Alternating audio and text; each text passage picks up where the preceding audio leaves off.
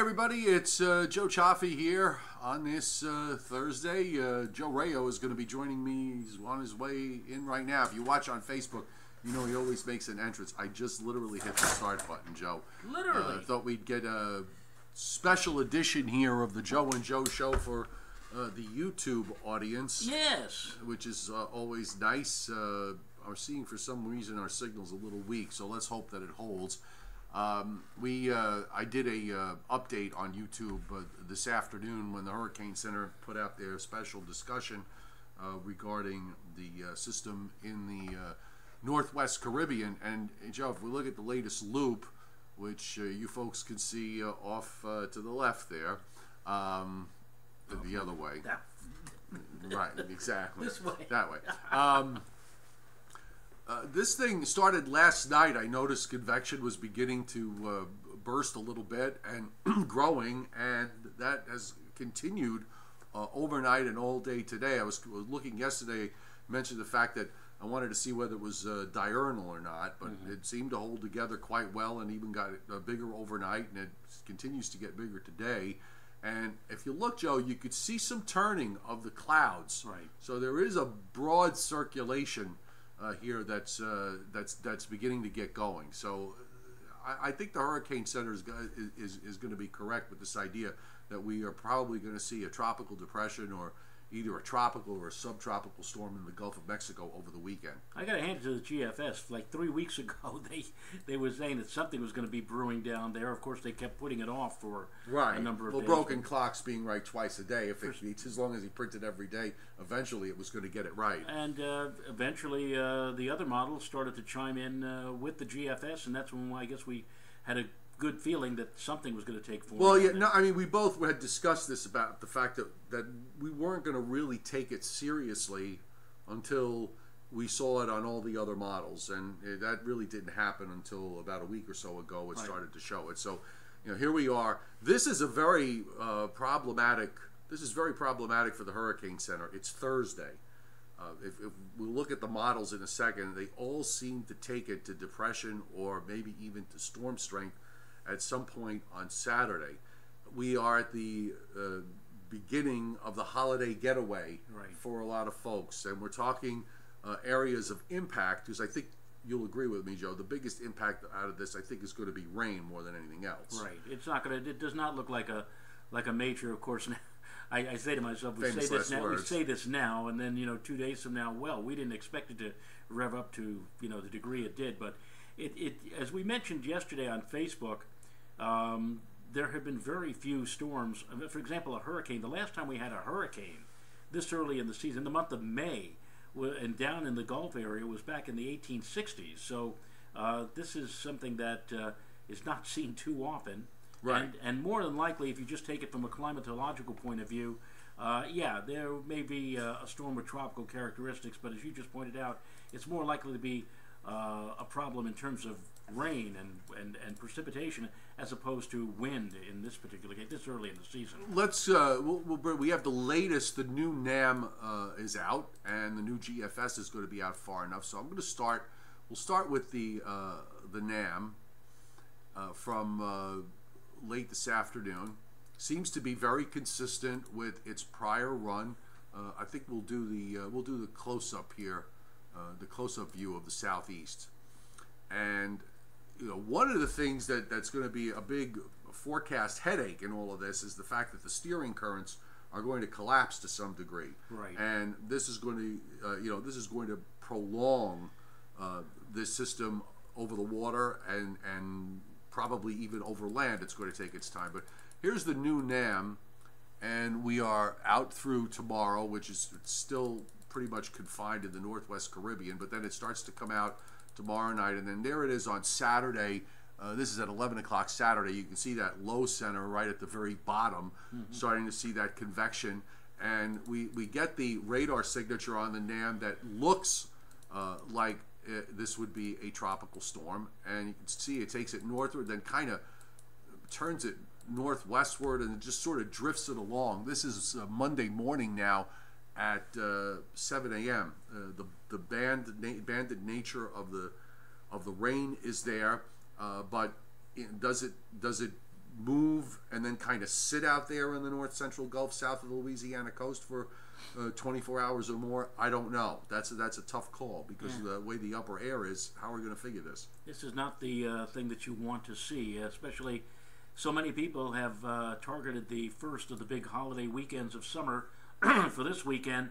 And if you live down along the Gulf Coast, again, this looks like more of a rainmaker than a wind maker, and the slow movement seems to suggest that there's going to be a lot of that rain, especially if you live right along the Mississippi or Louisiana coastline. The problem, Joe, with the upper air is pretty much what we've been saying for a while. I'm going to bring the map up on the paint box, the NAM's upper air, and then we can take a look at it. And just give me 1 second here.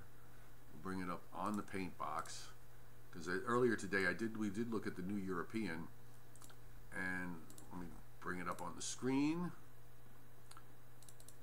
I'm going to teach you how to do all this one of these days.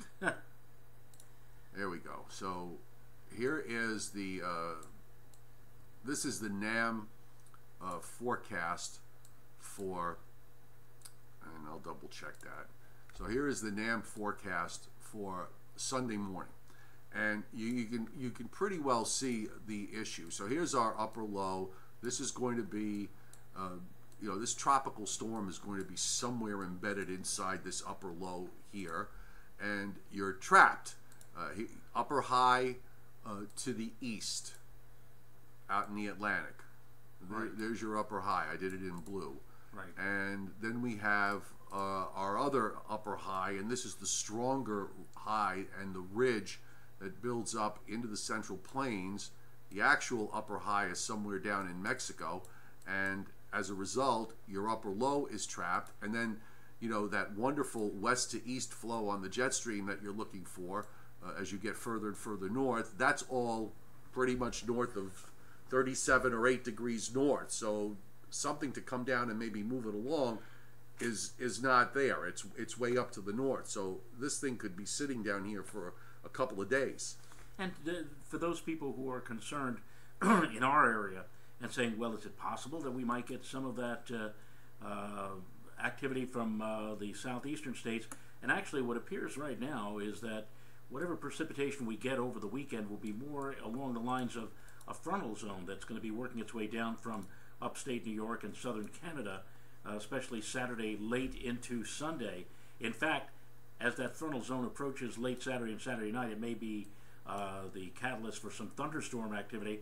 Then the front passes off to our south on Sunday morning, kind of subsides for a while to our south, puts us in that east flow off of the rather cool Atlantic Ocean, and that gives us quite a bit of cloud cover and some wet weather in the form of some spotty light rain on Sunday. None of this would have any attachment to what would be going on down in the southeastern states. Right. But again, some of that moisture is going to try to come northward over the weekend, probably translate into some cloud cover at least, and it is going to turn noticeably more humid on Saturday with that southerly airflow before that cold. And we should mention, for anyone that's new, our area basically covers from about eastern Pennsylvania to southern New England, right. New Jersey, New York City, Long Island, the Hudson Valley, down even to southeastern PA, and you're correct on all of that, as what you just said. Well, I know, we're on the same page. I have the new GFS laid side by side with the NAM, which we just drew on. You can see the similarity. There are a few differences in terms of the structure of the upper low. It looks like the GFS is a little further east with it, but it has this. The principle is the same, where you've got the upper highs on either side. The the westerly flow from out of Canada into the northeast is far enough northeast where this thing just kind of stays trapped. And now I guess what we got to figure out is, well, among other things, where's the center of this going to go, assuming it develops, because there's no guarantee that it will, but the models seem to be in agreement. So let's assume it develops. Are you going to take a center up toward Louisiana? Are you going to take it more toward the Mississippi, Alabama, Gulf Coast, or maybe even the Florida Panhandle? I think there's maybe a lot more uncertainty here with this than there's always a lot of uncertainty, but I think this is even greater with what we're dealing with. You have no steering currents and or very little in terms of steering currents, and that leaves even the guys at the Hurricane Center and the gals at the Hurricane Center with a rather perplexing situation, made all the more so by, again, the fact that this is a big holiday weekend, and a lot of folks are down in the southeast, and they're probably already smacking their heads and saying, you know, we're not even into summertime yet. We have to deal with this nonsense. And they have to figure. And they're going to have to figure out what to do tomorrow, being Friday, going into the holiday weekend. Right. Are they going to do something preemptive, even though it's quite possible that this thing may not have developed into a tropical depression or a tropical storm by Friday afternoon? That's a big question to deal with. How do you advise in terms of those who watch? And by the way, at this point, just want to mention,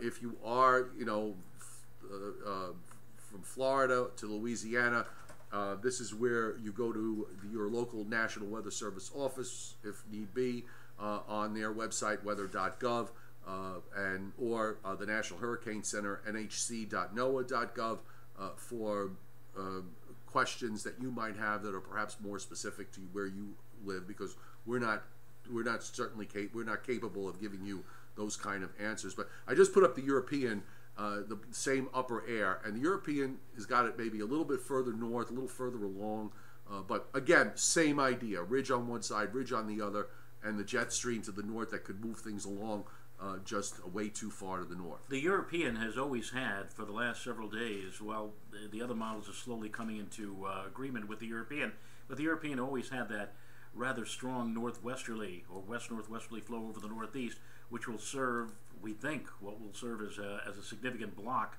to keep the lion's share of that activity in the southern states, the Gulf states, from working its way northward toward us. Yeah, I tend to think that, at least for our area, our issue is going to be that backdoor front that comes through and stalls out, and that's going to produce its own problems with some showers and maybe some thunderstorms running around starting from late Saturday.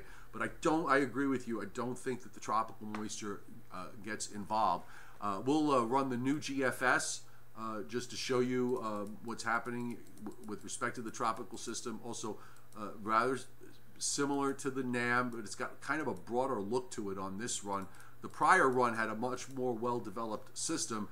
Now it's gone back to kind of sliding it more to the east. But again, I've been emphasizing the idea that this is going to be more a rain situation than anything else. So even if it plays out this way, I think rain is the bigger deal. And actually on this run, it's a big rain event for Florida, not too much on the west side. But I'd be very cautious with this, because this is the off-hour run, and oftentimes, you know, it does loopy things. Yeah, you're echoing what I've been saying for a long time, that the intermediate run, the primary runs, which come at 0Z and 12Z, or at this time of the year, 8 a.m. and 8 p.m., when the new set of radiosondes, the weather balloons, go up and they start sampling the atmosphere all around the world. They're all sent up at the same time, and we get that data translated into computer guidance just a few hours later. Right.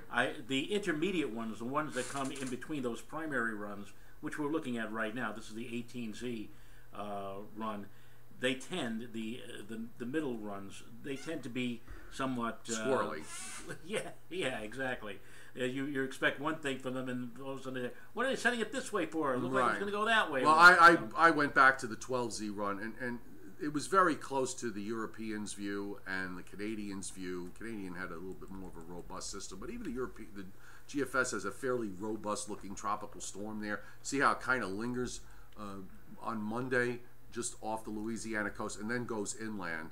Again, big rainmaker. And for us, notice we've got some showers and storms for later Saturday. That backdoor front drops southward, some passing showers on Sunday, and then looks like a little front of some kind maybe later on Monday, but doesn't do very much. I don't know about you. I was impressed with the conditional probabilities for thunder and lightning here later Saturday and Saturday night.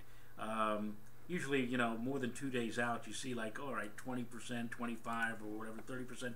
They would on some of the guidance models, they're talking about 40 or 50% chance for thunderstorms. So, and that would be for, again, late Saturday and Saturday night. So nature may try to throw in a pre-4th of July fireworks display in our area. And right now, it looks like while we may have thunder and lightning, it does not look like it will be of the severe nature. Like what we had a couple of weeks ago. I agree with you on that. Quickly, the European, and by the way, if you want, if you go back on the video library later on, the prior stream that I did at 2 o'clock this afternoon, really kind of went deep into what the European was doing, if you want to take a look at that. But here again, fairly consistent with the GFS. It brings up this system. Actually, initially, it looks like it tries to take it toward the Florida coast, then kind of arcs it back northwestward.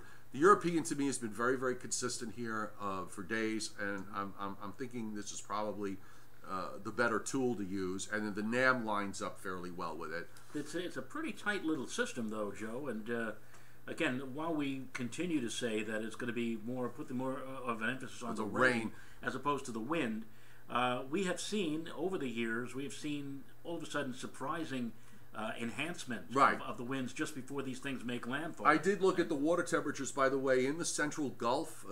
They've actually warmed quite a bit in the last week or so. They're mostly in the low 80s, 82, 81, 82. I mean, that certainly is supportive for tropical storm. It may be just a shade under supportive for a hurricane, but you never know. And that is going to be another variable that we're going to watch as the Hurricane Center is going to be doing the same. Now, here's a question. If this storm was the first one of the season, it will probably get a name. It will be named Alberto. Right. We've had Albertos for a long, long time. In fact, I could remember back in my days doing forecasting in the 80s, because these names recur every 6 years. So this is like the 4th or 5th Alberto that I could remember. But now, let's say this thing, let's hypothetically say that this somehow manages to make it all the way up to a Category 1 hurricane. Right. We're not saying it will, but let's just say it does. Laughs. And a Category 1 storm which very quickly dissipates or loses a lot of its wind when it makes landfall, but it drops a lot of rain. So even though it's not a spectacular storm in the annals of historical hurricanes, do you think that for the fact that this would be the first hurricane in over 150 years that they you know what, I know where you're going with this, and before everybody has this retiring the name before the thing is even named, right? I've always kind of looked at let history take care of itself after the fact, and they can go back. I would imagine that if that were the case, to make it stand out, they might do that, but I don't know what the criteria is. We're not saying that it is. We're just kind of, just babbling here. But you also have to take into account the fact that it's been 150 years that we've had something like this. Yeah, this is really unusual to see this. And yet, this is the third May storm in the last 12, 13, 14, 15, 16, 17, 18. So 7 seasons, starting with the 2012 season. This is going to be the third May storm, and yet you and I both go back almost, we go back 40 years. Right. This didn't happen. No, we just didn't see. I don't even remember one up a May storm. Of course, my memory is not as good as it used to be. I have to go back and look. I seem to remember there was one. Maybe it was 8 or 10 years ago, whatever like that, in April. Yeah. And I remember the name. And I remember the name was Andrea. So there was an Andrea in April, and I even remember there was one in 16 or 17. I think there was one last year that was in April. Way out in the Atlantic. It was either last year or the year before. And I remember about 25 or 30 years ago, on Christmas Eve, for goodness sake, near Puerto Rico. Right. And they are the last place on earth that wants to hear this, but Christmas Eve, I think about 30 years ago, there was a hurricane, Lily. Yes. You're right. So these things do occasionally happen. Can happen out of season, and that's about as far out of season. This is the rainfall profile from the earlier GFS run. Focusing on where the center is. So where you got those oranges, that's 8, 9, 10 inches of rain. I thought the Canadian model, by the way, with its rainfall profile, kind of made sense to me. Where maybe you could use this because there will be some locally higher amounts, but it really does give quite a bit of rain to Florida.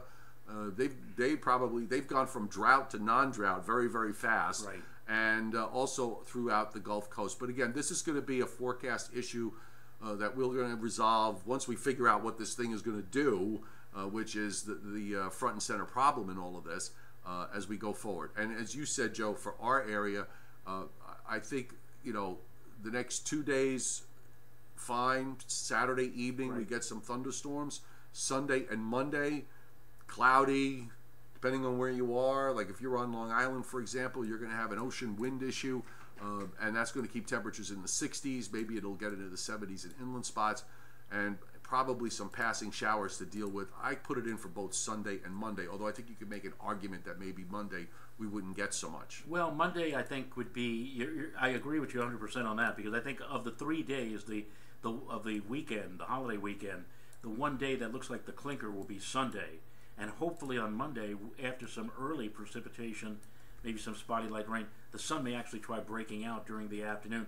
And then what appears is that another weather front, another cold front, drops on down from Canada and acts like a gigantic whisk broom in the atmosphere, right, and kind of pushes everything out. And that's the last straw for whatever's down and over the Gulf states. If there was any move or any attempt to try to move northward on us, that second front later on Monday or Tuesday is pretty well going to take care of that. Okay. Timothy Veltman, I'm seeing your message. Thanks for hitting Super Chat. Just give me 1 second here. Let me see. I'm going to just try to get to a couple of questions, Joe, as everybody that's on board tonight.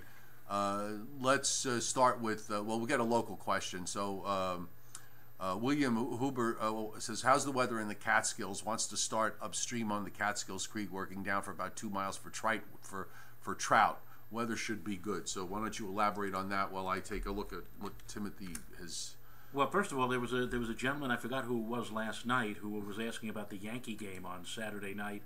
And at the time I had said that I thought we'd be able to get through midnight or so on Saturday night without any precipitation. Now, based upon the new data, I think now that not just for the Yankee game, but also maybe for the Catskills too, we'll have to start watching after about 4 or 5 o'clock on Saturday for the potential of thunderstorm or shower activity. Again, not from that tropical system to the south, but from this cold front that is going to be sagging on down from upstate New York and Quebec, Canada.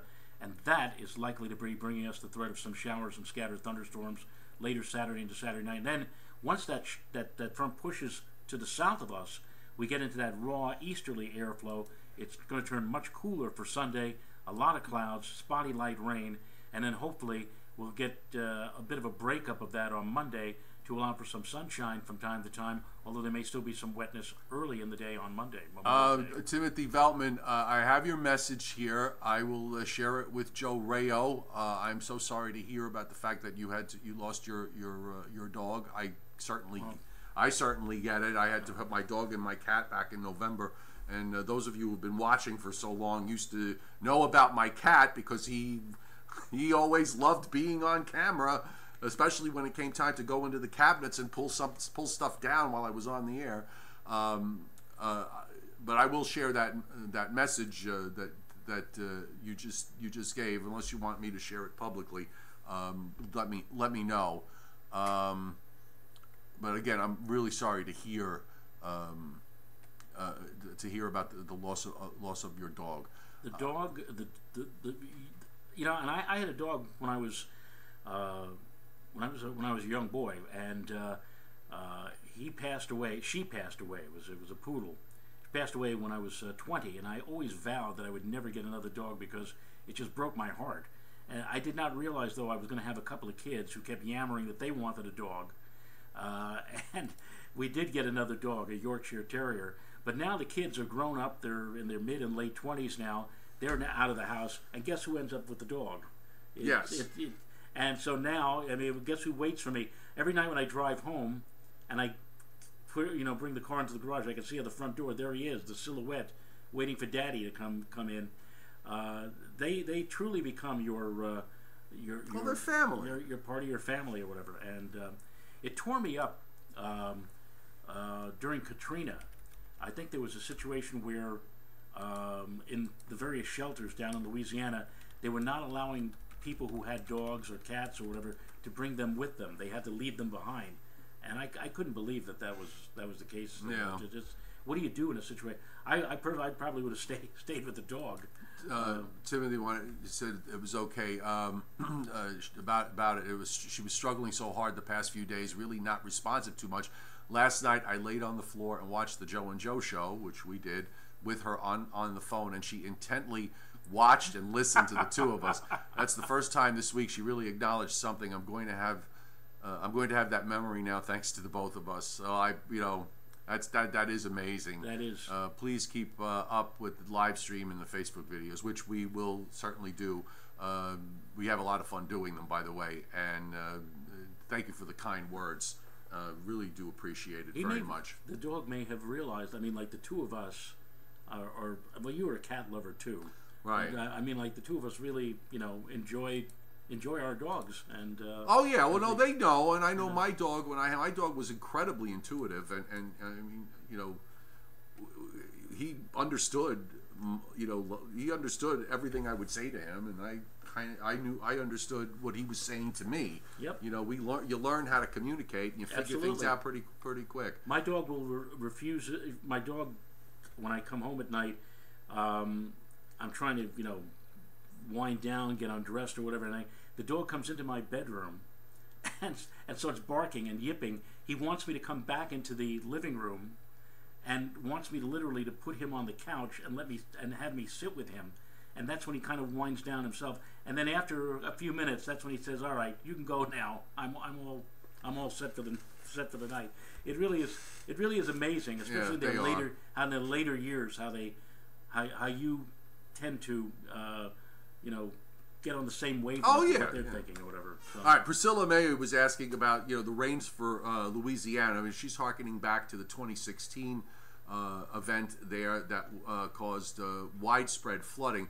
Yeah, Priscilla, I think what we need to do first, let's figure out what we're going to be dealing with, and then we can kind of maybe get a better idea of where the heavy rain shield is going to ultimately set up. There is going to be a sharp western cutoff, and maybe it won't be that much further west than, say, New Orleans. On the other hand, if we deal with something that is not as developed, but you have this huge swath of tropical moisture that spreads northward into all of the Gulf states, the Central Gulf and the Eastern Gulf, you could wind up seeing a larger rain shield further west. That I think is something we're going to be watching and trying to figure out as we go through the weekend. Yes, it's hard. It's hard to try to say where a specific rain band is going to be 2 days or more in advance. I mean, we know that the scenario was ripe for that kind of activity. It's just you just can't say with any degree of certainty or surety this far out. But, right. But certainly. She is aware, and I'm sure a lot of people down in the Gulf area, from Louisiana all the way to Florida, are aware that this is going to be a tough situation for the start of the upcoming holiday weekend. All right, so let's Alabama. Barbara Ryan for Alabama. Well, you might be you might be front and center in that rain again. We'll watch to see how the rain shield sets up, which again we're not going to be able to probably work out until the weekend at some point. Back to our local area, Raymond, who watches up from Albany, is a huge severe weather geek, and he was thinking, he's hoping that, he's hoping, but he likes to watch severe thunderstorms. I mean, I'm trying to temper that because of the fact that they are so serious. And can be hugely problematic and destructive. I don't think that what we're seeing this weekend looks like a severe weather event, even up for you. No, just regular, thunderstorms. We had a couple of storms, not last night, but the night before, around 2 o'clock in the morning. Woke me up, and yes, and I said, "Hey, what's going on?"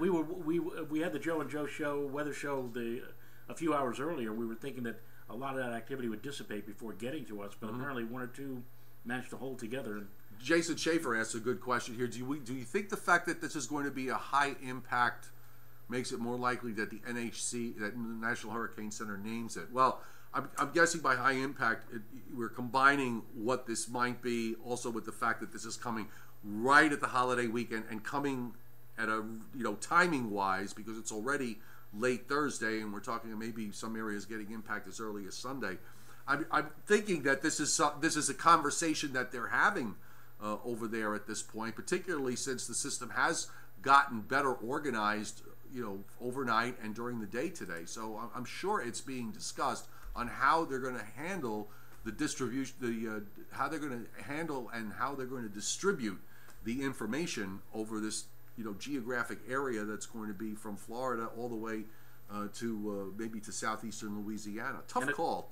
It's a tough place to be. And of course, the news media, they will be watching too. And if it doesn't get a name, it'll just be a big tropical system, big old rainstorm, whatever. But if it does get a name, all of a sudden it goes from like the middle part of the newscast all the way up to the top of the newscast with and the deployment of reporters every which way along the Gulf Coast. Right. So it's just a name. You say, what is a name? Well, in this case, if it gets a name, it immediately, and I guess in a way, if it does get a name, that immediately people who aren't aware or aren't paying particular attention to the weather down there, all of a sudden say, what? We're having one of those already? So yeah, exactly. And it's because of the fact that it's at the beginning. If this it's maybe even 4 weeks from now, it'll be more front and center. The season hasn't even started yet. Right. The Hurricane Center just came out with their forecast today for forecasting near or slightly above average hurricane season, which I think makes total sense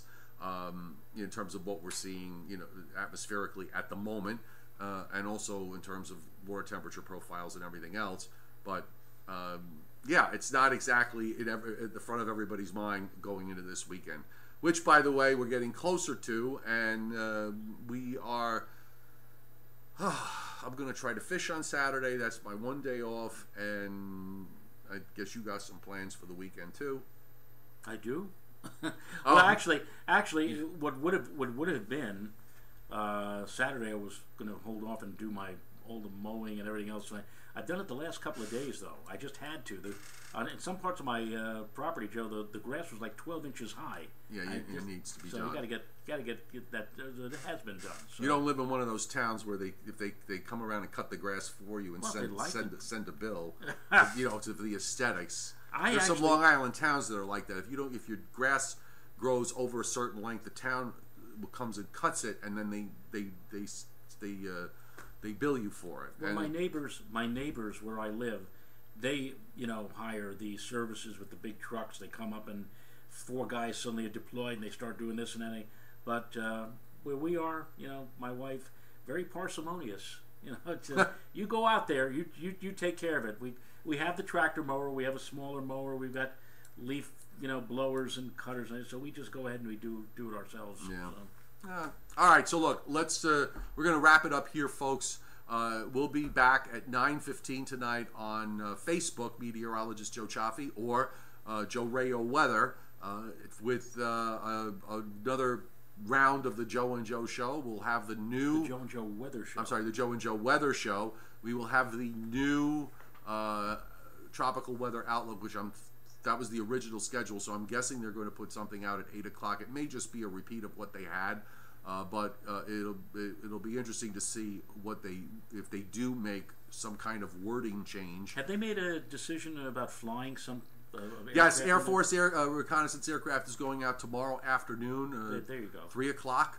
So they've got one scheduled for tomorrow afternoon, and then they have 6 hourly fixes scheduled for Saturday and Sunday when it goes out into the Gulf of Mexico. At least that's the plan at the moment. Okay. So you can join us there on Facebook. I've got website posts up on meteorologistjoecioffi.com, so be sure to check those out. And just real quick, just want to mention there is a link to Amazon on the descriptor to this live stream. And on the video when it uploads, if you use that link and buy stuff on Amazon, you get your stuff. Amazon throws me back some coin, and it's a great way to support my channel. But you're not under any obligation to do so, and you don't have to buy whatever's on the recommendation page. If you use the search box, you can get whatever it is you got to get. All right, so just want to put that out there. Thank you very much for those of you who have used it in the past or may use it in the future. Have a great evening. We will see you later. Bye.